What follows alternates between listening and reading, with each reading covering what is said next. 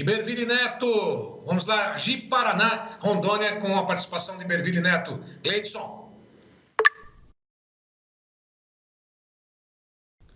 Olá Braga, olá a todos. Bom, a semana vai terminar. Tivemos nos últimos dias diversas notícias positivas, a liberação de plantas para a Indonésia, a Mozarlândia voltando a poder mandar carne para a China. Isso é importante porque isso vai mandar menos gado de Goiás para São Paulo. Esse gado que seria abatido em Mozarlândia ia para São Paulo, né? E agora vai ficar no estado novamente, diminuindo a disponibilidade de gado para as plantas de São Paulo. Diminuindo, claro, relativamente, porque a gente tem que lembrar que a gente está numa fase de maior oferta de gado e deve continuar assim ao longo de 2023. Então, esses fatores eles são positivos, eles nos trazem vamos dizer, um viés melhor do que estava sendo esperado, mas eles não mudam o cenário de disponibilidade maior de gado que a gente deve ter esse ano. Tá? Então, nessa semana, nesses últimos dias, o mercado deu uma animada com essa situação.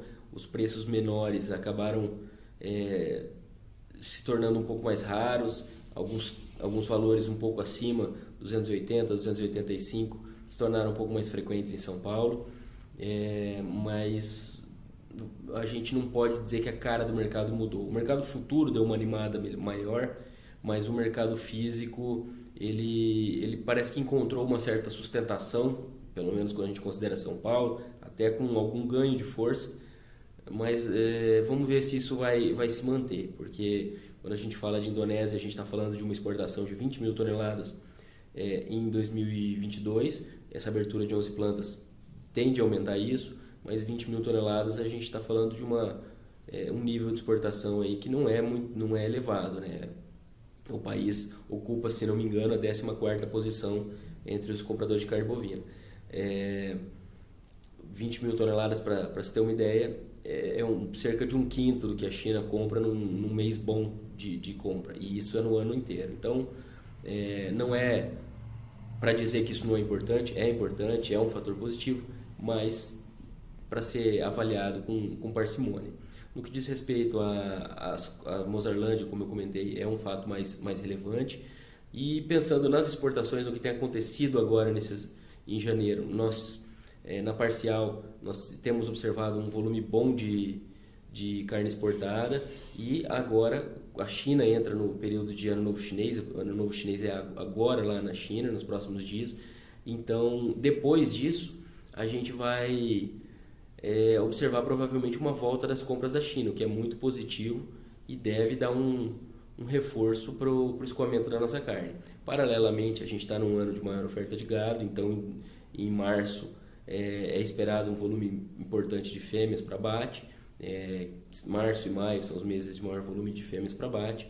Então essas seriam as ponderações relacionadas ao mercado atualmente. Nós tivemos um recuo no mercado atacadista ao longo da semana, o que demonstra essa situação de escoamento no mercado doméstico lenta. Então nós não temos um momento forte de escoamento no mercado doméstico. Exportações seguem bem, mas a oferta está relativamente confortável e a tendência é que ela vá aumentando gradativamente à medida que nós vamos avançando na safra. Então acho que as ponderações relacionadas ao mercado seriam essas. Pensando na próxima semana, a gente tem que lembrar que a gente está no período de final de mês, então do lado do escoamento doméstico não deve ter uma melhoria significativa. Na verdade, a tendência é que o mercado siga calmo para o escoamento. As exportações elas têm estado num ritmo bom e então a gente pode acreditar que tem outros clientes fazendo boas compras, porque o período de feriados na China, de época de final de ano, vai ser de menor movimentação. Então a gente tem essa expectativa de que talvez no fechamento do mês outros mercados se destaquem. E aí a gente pode falar inclusive dos Estados Unidos, que tem as cotas, que trabalha com cotas, então nesse começo de ano ele deve estar comprando bem pelo cenário de menor oferta lá, devido à fase do ciclo pecuário, e também pelo fato de que essas cotas elas precisam ser preenchidas no começo do ano. Então a tendência é que o maior volume exportado ocorra no início do ano e depois essas vendas para os Estados Unidos deu uma acalmada, que foi o que aconteceu em 2022. Então, seria essa uma ponderação. E eu acho que, de maneira geral, nossa expectativa para o mercado é essa.